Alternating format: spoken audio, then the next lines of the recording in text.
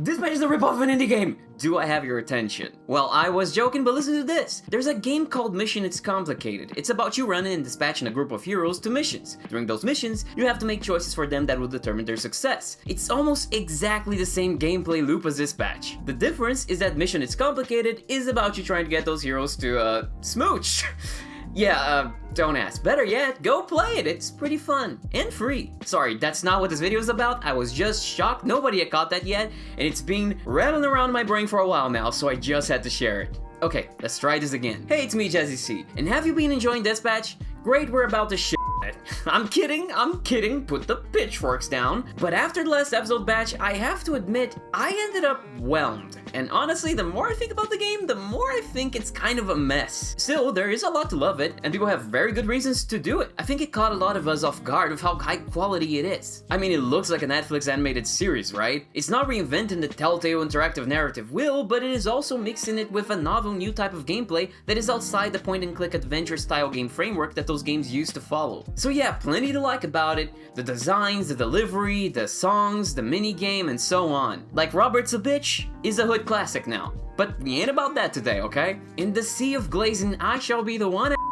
Not because you need me to be that, but because I need to vent, okay? And you are the unsuspecting target of my choice. Now, I'm not trying to shit on anyone's cake, okay? This is my opinion. We can have different opinions on art and still get along despite what the internet will have you believe. So let's start with the most important criticism for me. The reason why the ending whelmed me and felt kind of flat. The story is extremely unfocused. It's about the Phoenix team learning to be heroes, but it's about whatever the hell is going on with Invisigal. But it's also about Robert going back to being Mega Man, but it's also romance, and there's also a revenge story, and also Robert's dad was a gutful. There are too many concepts here that all fight for the spotlight in a game that already has a pretty short run time. And the result is that they are all underserved and not explored properly. Not to mention, generally kind of don't resolve in a very satisfying way to me.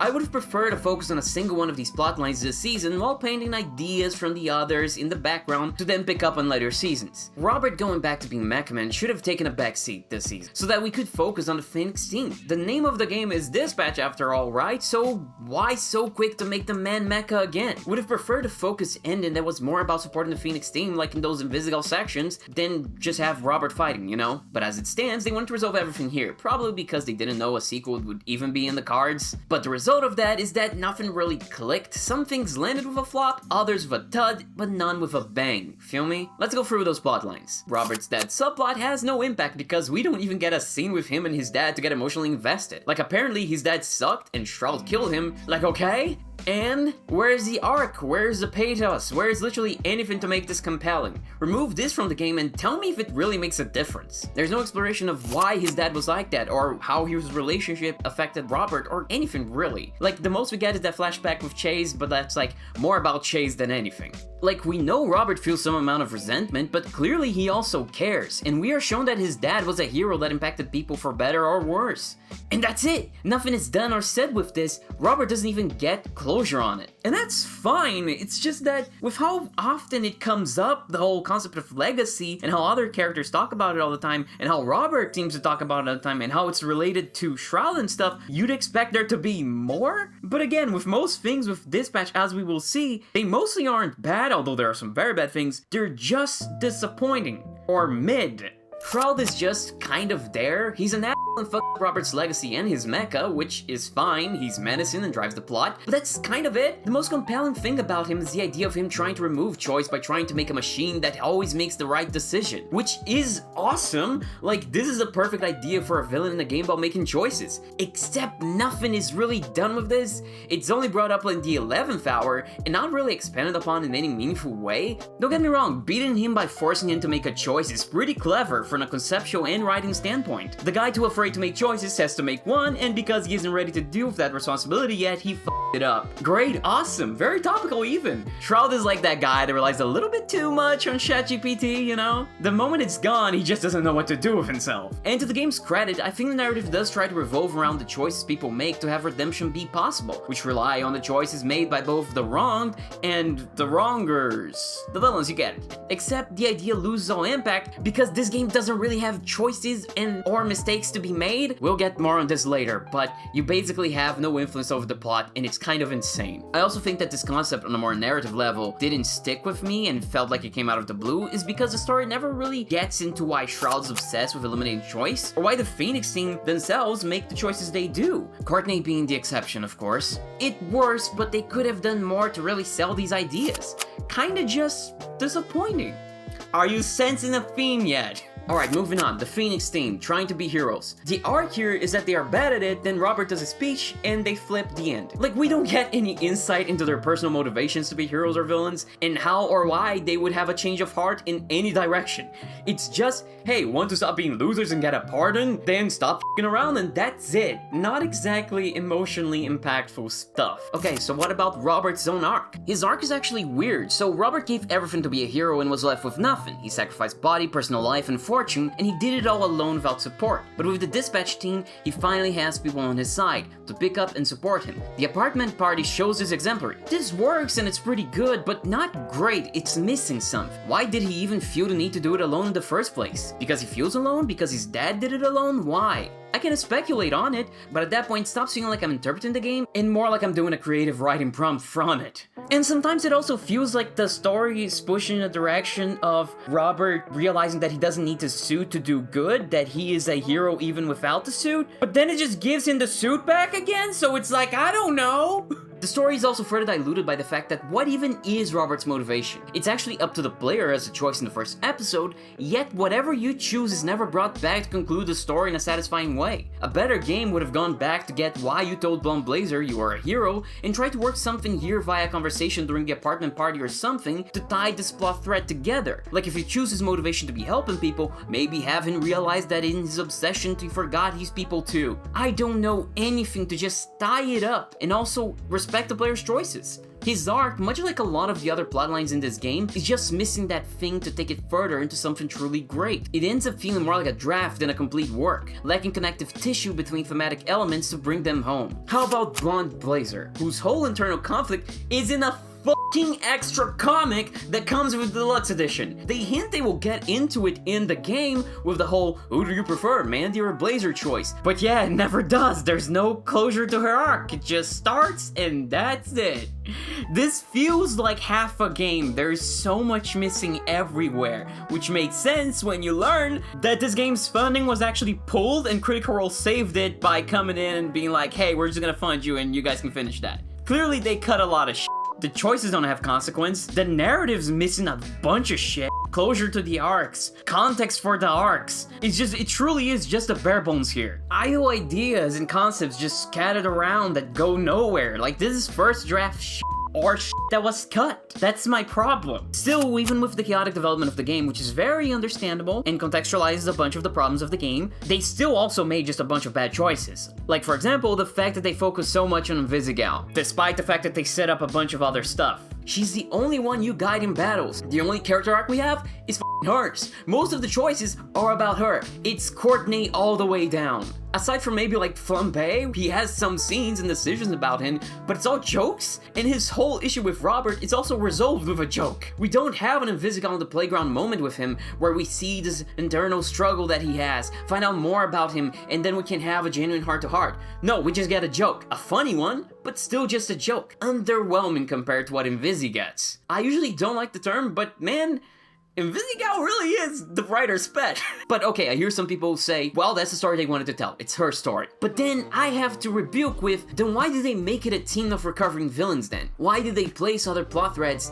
without covering them or properly developing them? Like, they make choices here narratively and conceptually that they just don't engage with. If their intention was to just focus on Invisigal, then the setup of the story, to my mind, should have been different. Because otherwise, it just feels very disappointing to not have all these other things developed. Look, Invisigal's initial arc is great. She fails to catch a bad guy, you have a fallout, then bond, and then she gets the bad guy, great, hooray, perfect. But then it just keeps going. It would have been way better to shift the attention after that to another member of the Phoenix team, so we can then work on them. From the players' reactions to the other characters, everyone was looking forward to getting to know the rest of the team, but it just doesn't happen, and it's a massive missed opportunity. Put it this way, it's also an incompetent narrative choice, considering she's already a romance option, meaning she will already naturally have more screen time. time. Except that even the other romance option doesn't even get as much attention as her. Okay, let's talk about the choices. Or I should say, what choices? You don't really have any.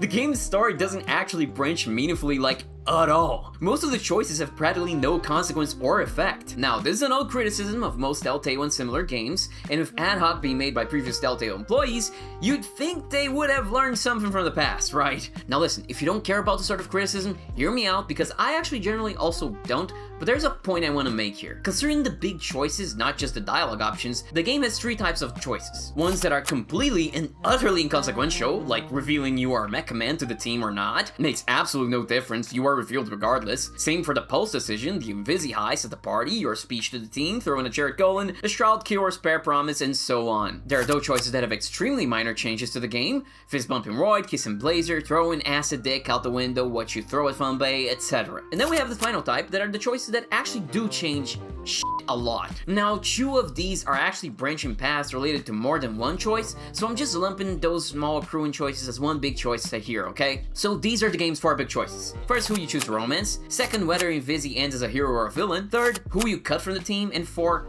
who you hire after. There's an added problem with those two last choices. They literally just end as cosmetic differences because otherwise their outcomes narratively are exactly the same. There is no difference. Coupe and Sonar might as well be the same person considering that after they are cut, they do exactly the same thing. I guess it's cool that we have different fights aesthetically, but consider this. Wouldn't it have been much better if they settled on one of these guys always being kicked out instead of creating two different but narratively identical boss fights? Why would it be better? Well, because the money and effort they would save on that, they could then use to shore up those other areas of the game that are lacking. Like all the shit we just talked about with the plot and all the shit that they cut out that would be sorely needed. Like the sex scenes. Everybody wanted those. Or flashbacks to Robert's dad. I don't know. Important stuff, you know? But most importantly, the point I wanted to paint, the thing I keep coming back to is this. Why are these choices? Consider who you choose to hire. Both end up fighting in the grand final battle, so why is it a choice? I like the scene where either Phenomenon or Waterboy answer the call of duty when things are dire and all options are exhausted. It's a good, very heroic moment for two characters that are down on their luck. And it really fits. But still, why make it a choice instead of choosing one to always be hired or just both? These choices kind of feel forced to me. Who to cut is, emotionally speaking, a nothing burger for one. By that point, you might as well just close your eyes and pick at random. You have no time to interact with these guys. You don't know them at all, so why would you even care? There's no connection, there's no impact. Might as well kick the literal hired killer, why wouldn't you? Even in-world, the justification feels kind of forced. It's such a bizarre decision to kick someone off right after the team morale improves and they get their first win under new leadership. The game tries to justify all of this saying, oh, it's a set example, set stakes, that they have been foundering for too long, that, you know, blah blah blah. But it's such a weak justification that does nothing narratively.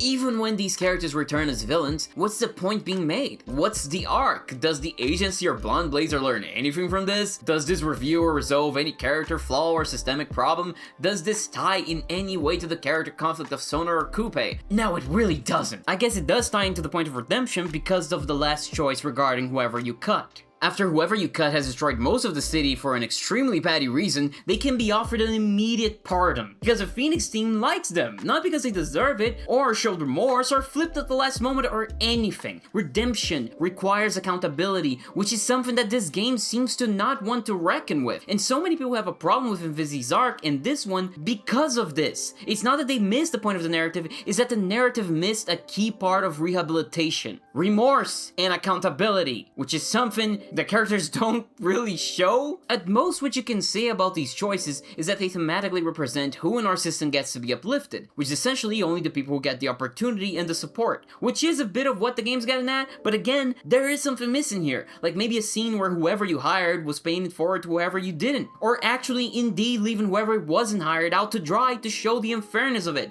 Again, I don't know anything! I wasn't writing this! In fact, both of these guys coming back to fight you doesn't even make sense because they both have former lovers or friends on the team that they are over by trying to get revenge, even though those guys that they like aren't responsible for them being cut, so like, it's just weird. It truly just feels like the devs wanted or needed a choice here and just went for the old grab bag of choice-based games, a choice between two people for contrived reasons. And the other choice between Waterboy and Phenomenon makes more sense in the world. One spot open, now they want to fill it. Okay, but still, why did the devs want this to be a choice in the first place? I generally don't know. The only good reason I can think of for these being choices is that they shuffled the roster for the dispatch minigame section, which I guess is cool, I guess. Narratively, I don't see the sense in them, and they feel like a little bit of wasted effort that they could have placed in other areas of the game that sorely needed it.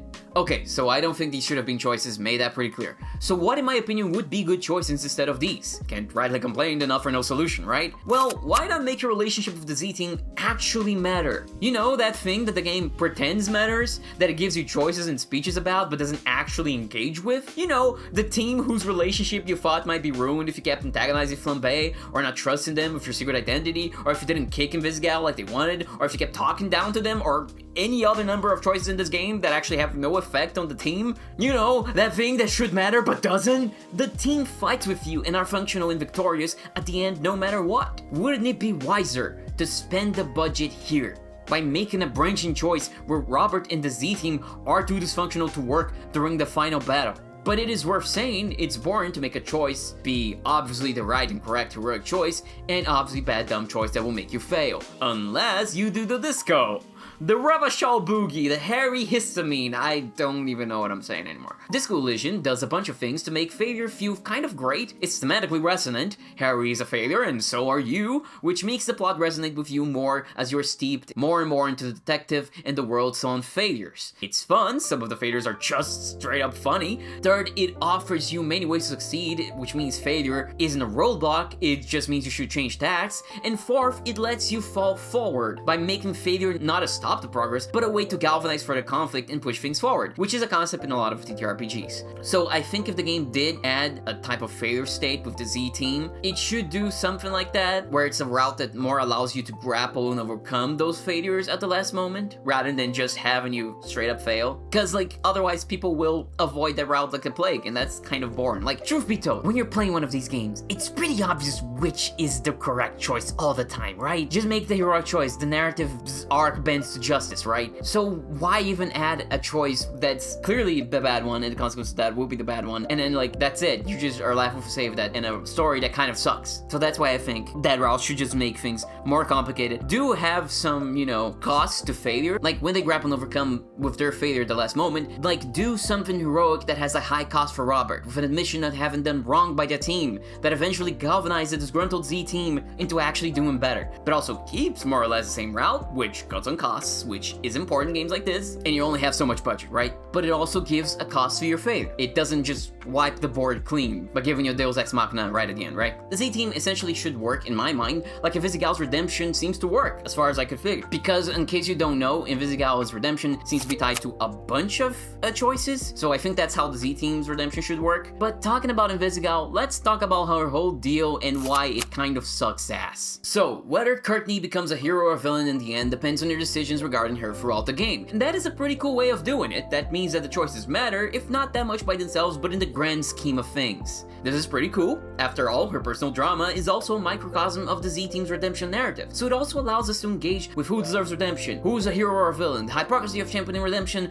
when you weren't the target of the evil that people did, etc. Like, I love Robert's response if you forgive her for what she did to him when she reveals it. It's exactly it. Granted, I still think if you're going to make a game about a team of characters, you should probably, I don't know, use those characters, spread those concepts throughout the team, and showcase them in each of their own little arcs every episode, instead of overloading all of them in one character's arc. But fine, they chose her, whatever. So this all sounds great, right? Yeah, well, they Okay, let's talk about the sexual harassment thing for a second. There is a kiss that can trigger in the locker room with Visi that was changed. That kiss would happen depending on a score that game kept that gauged Robert's interest in Invisigal. The number used to be 5, which meant if you were slightly nice to her, she'd sexually assault you. The number, as of a recent patch, has been doubled, so clearly the intent of the writers is for the scene only to be seen if you're actively pursuing Courtney. They didn't actually want to make this a sexual harassment thing, which is great and the right way to do this. This video used to have a really lengthy section about how it was actually sexual harassment, because a lot of people weren't even recognizing that, how people's defense of the scene was gross, and I would, also debunk a bunch of the arguments people were using to defend the scene, which were honestly fucking insane. How it was handled in frame was also really gross, and a bunch of other stuff, but considering it was clearly a mistake and not intentional, I felt appropriate to remove the section and help inform people of how that kiss triggers. Mind you, I think Invisigal is still, in general, very gross on how she approaches Robert in general, and it's stupid that the game doesn't give you an option to properly point that out, but whatever, I'm honestly glad not to have to address a thing that honestly hits a bit too close to home for me. And I'm glad that it was changed, so if the narration seems a little pissed after this, it's because of that. I was hiding the bile high. Okay, so at the end we have the reveal that Invisi's been a mole this whole time, which on one hand would explain her trying to fucking kill Robert if he doesn't release her, but also Shroud is a liar because he lies about who killed your dad according to the fucking extra comic that shows how Robert's dad was killed, which doesn't match what fucking Shroud says, so... But also, if it was a lie, why didn't she even try to argue? Isn't her reaction just weird for something that's supposed to be a lie? But if it wasn't, why did she go for the Astral Pulse? Except maybe she was trying to double-cross Shroud like he suspected? However, she does come back with it, so maybe she was being honest?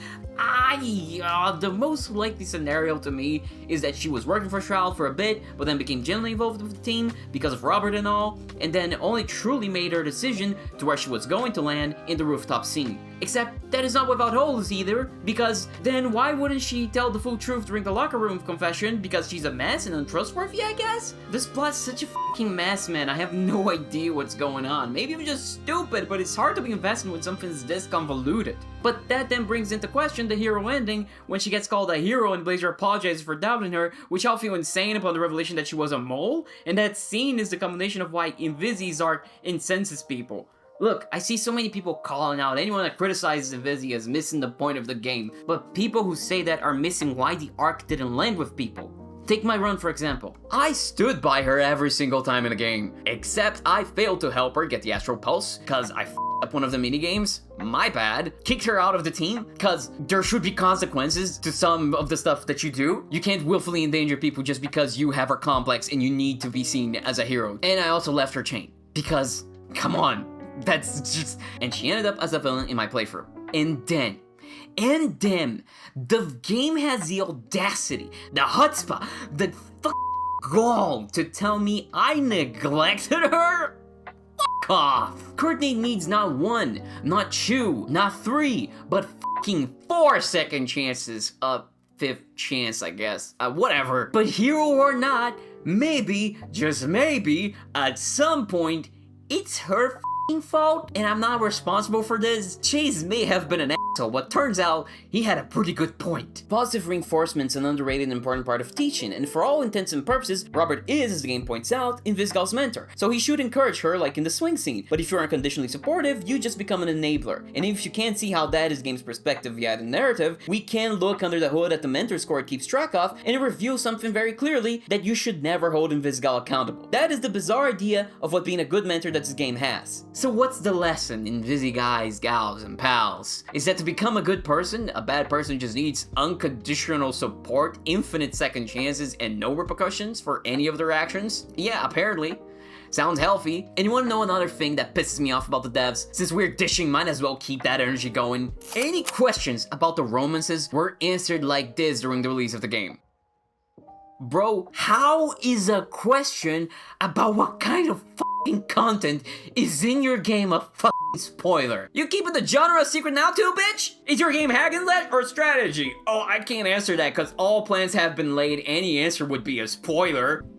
You want to avoid all spoilers? How about you not make trailers for the game? Make a completely black Steam page with nothing and no title to your game. Wouldn't want to spoil that you are a dispatcher in the dispatch game. You know what? Don't even make a game. Can't spoil what doesn't exist. I'm sorry, but this is the dumbest fucking thing I've ever seen. I hate this culture we've formed around media where everything is a fucking spoiler. Like, what would answering that question spoil? Like, what? It would spoil you that no, there isn't any, and you shouldn't hold out hope. Oh, guys, I've been spoiled. I've been robbed of the chance to be disappointed.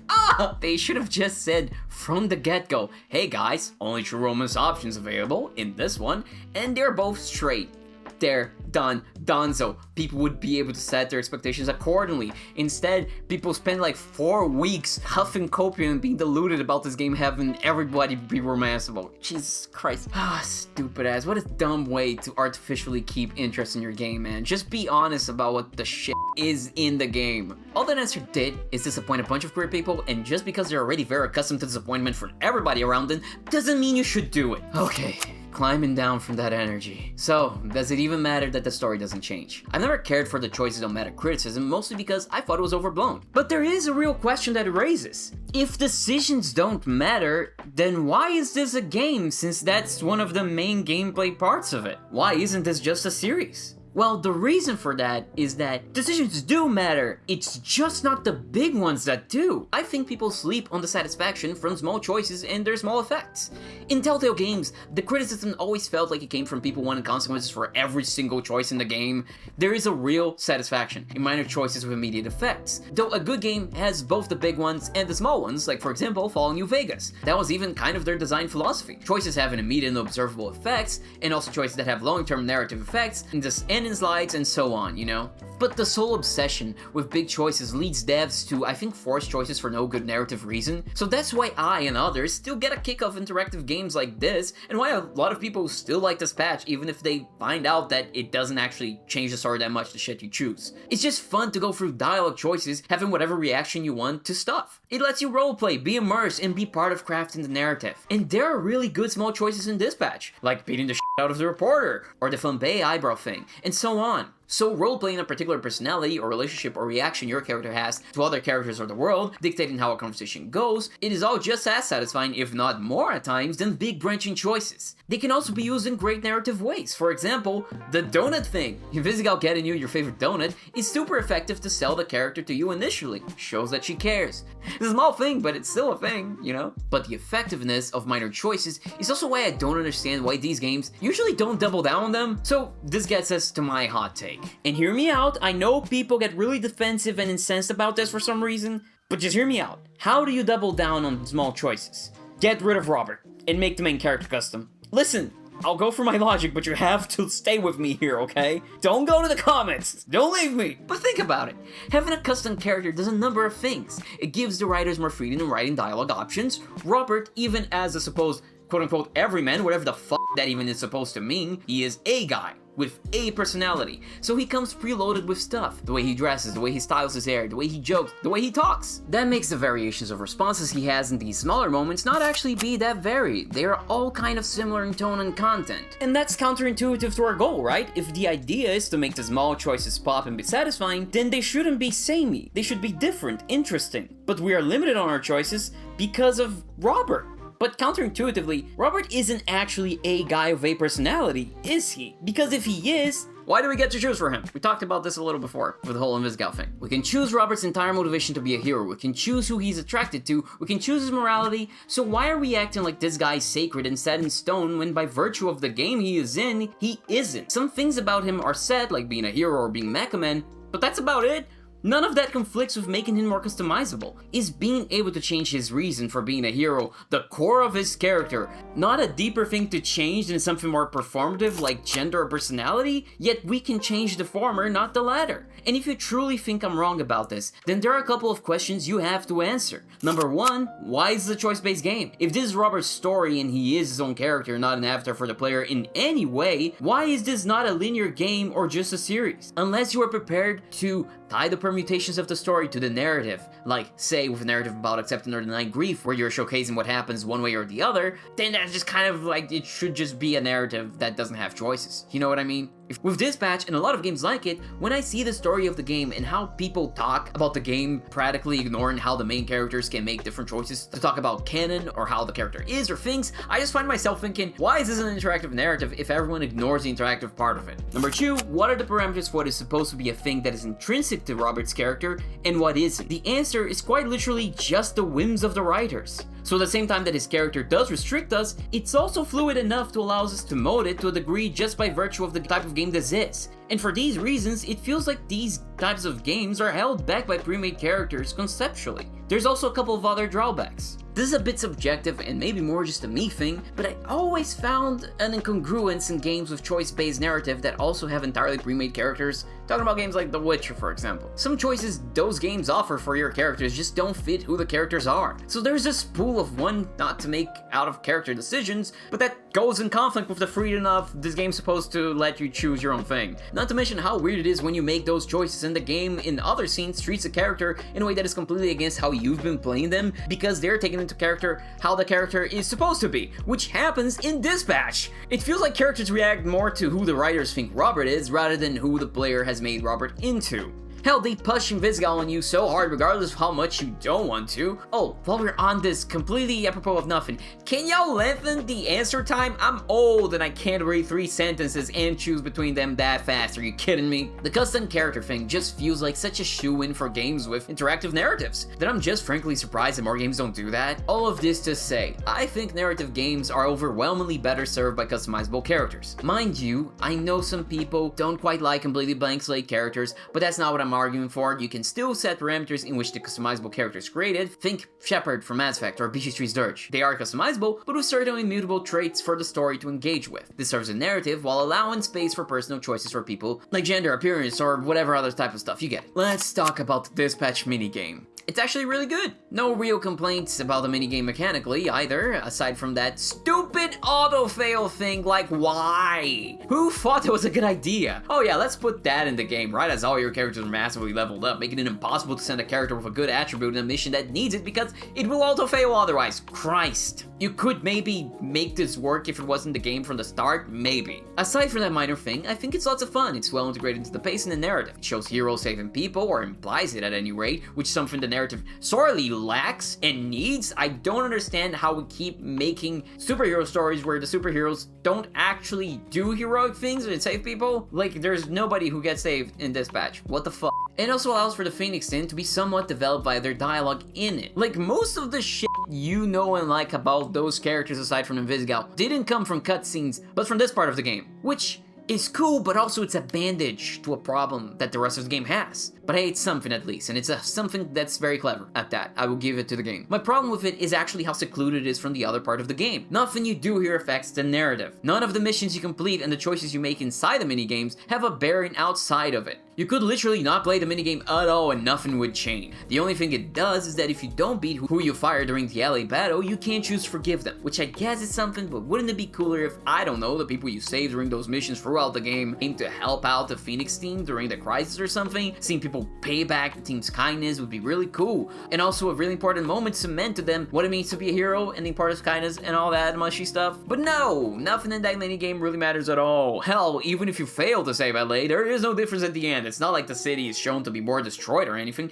except actually Invisigal's counter for redemption also is affected by the Dispatch missions. Every mission you complete with her, she gains a point, and if you send her for training, she gains 5 points.